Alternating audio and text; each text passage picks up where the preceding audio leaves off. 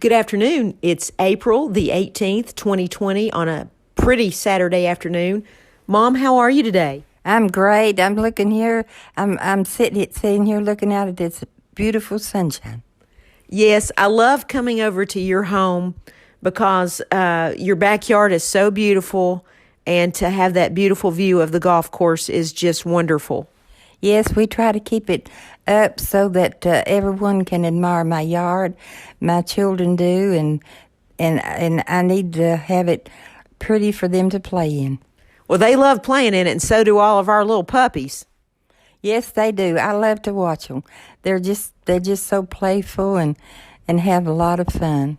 Tomorrow, when I come over, I'm going to probably bring Blue Ridge, Page, and Fox because your yard will be more dry. It rained last night, so it'll be dry and they can get out there and play. Yeah, it poured down. I mean, it rained and rained, but it doesn't look it now. It just looks beautiful. If it's okay with you, today I would like to talk about my best friend growing up. Her name was Rhonda. Yes, I love Rhonda, so I'd be glad to talk with you about her. I said her name was Rhonda. It still is Rhonda. Yeah, I hope so. Well, when I first met Rhonda, I was 9 years old, and she was 10 years old, and I was out in the front yard, and a car pulled up, and her parents got out, and she got out of the car, and I noticed this kid I'd never seen before that had curly hair and glasses, and she kind of walked over to where I was at in my yard on the sidewalk, and she looked at me, and she said, "Hi, my name's Rhonda." And I said, "Well, hello, Rhonda. My name's Billy." Yeah, I remember that. She was a real pretty little girl. Yes, and I asked Rhonda, I said, "Well, what grade are you in?" She said, "Do you know I'm going to be your next door neighbor?" And I said, "Really?" I said, "Well, what grade are you in?" And she said, well, she told me what grade she was going to be in, and I said, "Well, you're 1 year ahead of me." And she said, "Yes, I am." I said, "Well, I tell you what, Rhonda, I'm going to graduate with you." And she started laughing, and she said, "Billy, you can't graduate with me. You're a year behind me." I said, "Oh, yes, I will." Oh, boy, you did, too. You graduated right with her. I did. I skipped a year in high school, and I kept my promise to Rhonda. But we had so much fun. Rhonda used to love to come over and play. We'd play in the yard. Our yards, joined together. We'd play in the front. We'd play in the back. I remember playing all kinds of ball with Rhonda, and we also would we'd pick the neighbors' grapes and get behind this wall and sit back there with a big bowl of them and eat them. Yeah, I remember that. You really enjoyed those grapes. We would eat those grapes till we had a tummy ache. Yes, you would. And you'd have that all over your mouth when you come in the house. And my clothes. Yes, and your clothes. You'd have to clean up when you got inside because you looked like a little grape. Well, it never bothered you. You had plenty of Tide to take care of those grapes. Oh, yeah. I had plenty of washing powder and stuff to take care of it. You know, something else I remember about growing up with Rhonda, we had so much fun. I mean, we would walk to the store together. We had a shortcut everywhere. We had a shortcut to school, a shortcut to the store, a shortcut to go play.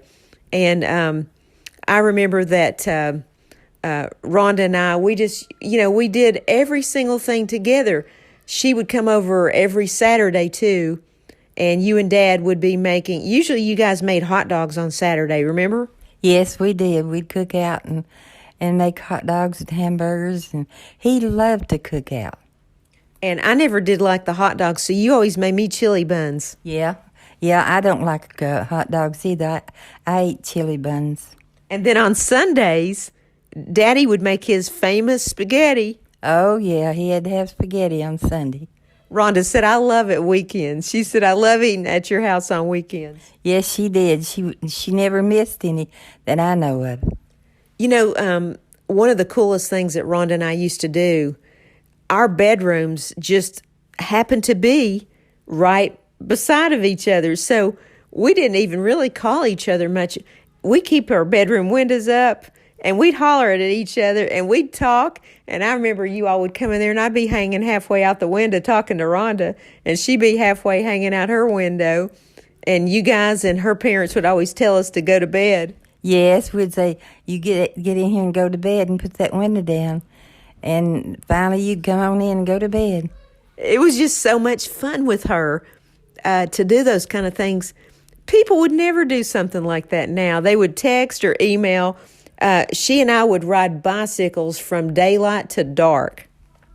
I know. I hardly ever seen you unless I get out there and where you was riding your bicycle, you didn't go very far, but I like to check on you to see where you go. So you was two well behaved children. Thank you. We were kind of like Mary Helen and Linda. Yes, you remind me of them too. You sure did. We used to skate on the sidewalk too. I had two kinds of skates. I had one kind of skates for outside, those metal wheels, and then I had another kind of skates to wear to the skate in. Yeah, you did. You loved to skate, and I loved to watch you. I'd go to the skate in with you every time I was off or when they had it, and just sit there and watch you skate. Mom, I tell you, you did so much for me and my sisters growing up, and Daddy did too. You all really let us do anything. I mean, you let us play sports, ride bikes. You let me have a paper route. I worked as a DJ. You guys were so supportive of everything that we did. And you worked as a lifeguard, too. That's right. And Rhonda's parents, Bob and Jerry Darter, they were so good to us. And Libby and I would be out in the yard a lot playing, and they were just so good to Libby and me. Yes, they were. We were just, those were the nicest people on that street that we lived on. And we would just seem like one big happy family. Rhonda's daddy called me Billy Willie, and I always called him Bobbly Wobbly. Yeah, I remember those names y'all had. He also used to, he used to chew tobacco and dip skull. And he told me it was as good as cake and ice cream. Oh, yeah. He's always talking to you kids and kidding around with you and everything. He was just a very pleasant man to be around. I tell you something else. He still does his woodworking. You remember all those dulcimer instruments he would make by hand? Oh, yes. I remember all that. That's his best hobby. He still carves things, instruments and figures and animals and things like that out of wood. Yes, he does. He does a real good job, too. He's absolutely probably the best wood carver I've ever seen in my life. Yes, he was really good at that. He really did some wonderful work. Do you know, Rhonda, I talked to her from time to time on the phone and on Facebook, and she told me that her parents still live there. Oh, my goodness. I didn't know that. And, I just happened to be in that area one day, and I drove down that street. Their house is so beautiful. They always kept it up when we lived beside of them, but it just looks like it's been frozen in time. It looks just as beautiful now as it did then. Well, those houses, it was nice. When we lived there, everyone kept their homes up in their yards, and I really enjoyed living there. Me too. And their yard, I looked at Rhonda's parents' yard, and it was so beautiful. It looked like somebody had trimmed it with scissors. It was perfect. Yes, it was. They do a wonderful job on their yard when they do it. I'd like to see her parents one day. I would too, and I'd love to see Rhonda.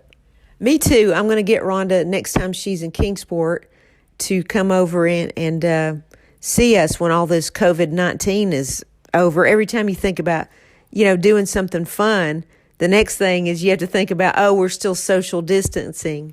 I know it. Even my family can't come to see me. I'm just so bored and about that and unhappy. And Chad's birthday is Saturday, and we can't have a party. They've been several birthdays past, and no party. No one can come here. We can't get out, and it's just really sad. Well, thinking about parties, I remember Rhonda and I, we were at each other's birthday party every year, and you can't blow the candles out anymore. You're just going to have to cut a piece of cake, put it in the person's plate, put their candles on their own piece, and let them blow on them. Because I don't think anybody wants anybody blowing on the cake anymore. I know it. You can't hardly go around anyone. I mean, they tell you this and tell you that. And, well, it's really good, though, to keep safe.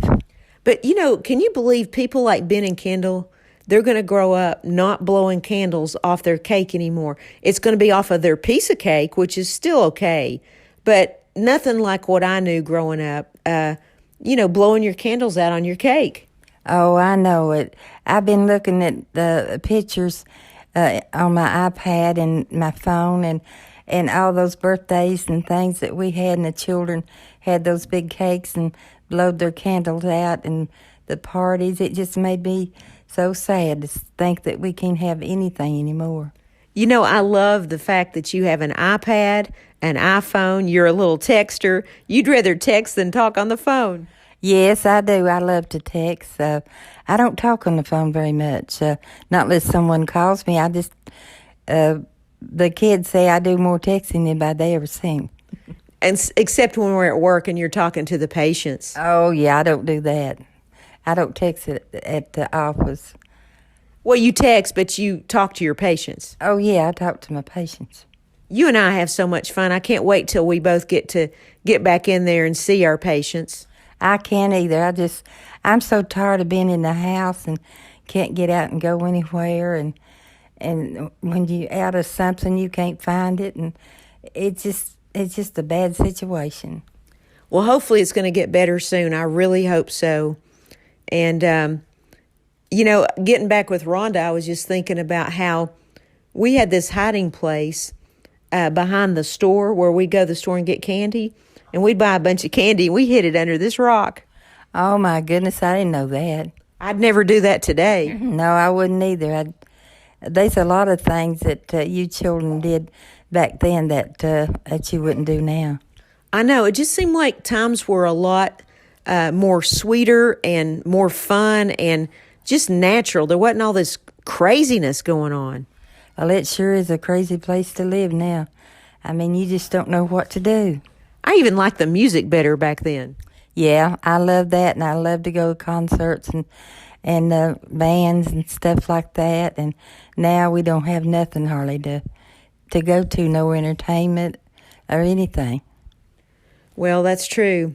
Well, I just want to tell you how much I appreciate you spending time with me, reflecting on my childhood with Rhonda.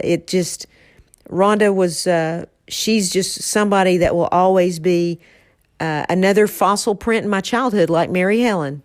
Oh, yeah. She just seemed like one of my kids. I mean, she was at my house so much that, when she was there, I would just treat her like my children because she was a sweet person. And, she loves you a lot, and me too. And her parents treated me exactly the same, and they treated Libby the same. Yes, they did. They treated my kids as good as I did theirs. Well, Mom, thank you again. And did you eat that big lunch I cooked for you? Oh, yeah, we had lasagna, and it was so good. And we had, what kind of bread was it? It was French bread. Yeah, French bread. And yeah, I ate a huge plate full of it. Oh, it was so good. And then after a while, I'll have a piece of lemon cake that you brought me and lemonade. So I'm so thankful that I have something good to eat to be stuck in this house. Yeah, that makes it better. And that was some really good comfort food. I hadn't made lasagna in a long time, and I've been making that since I was about 17 years old. I don't like it unless it's homemade that way. I just don't like, frozen lasagna. It's got to be homemade or I won't eat it.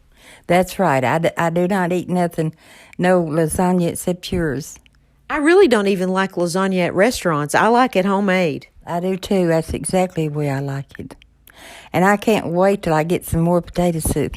Well, you'll be getting some this coming week, and I've got all the ingredients to make it. And speaking of it, I was talking to Marcia, my cousin, on the phone yesterday, and we were talking about cooking, and she's a real good cook. And I told her how I make the potato soup that I make. I call it loaded baked potato soup, and she said she was going to make it last night.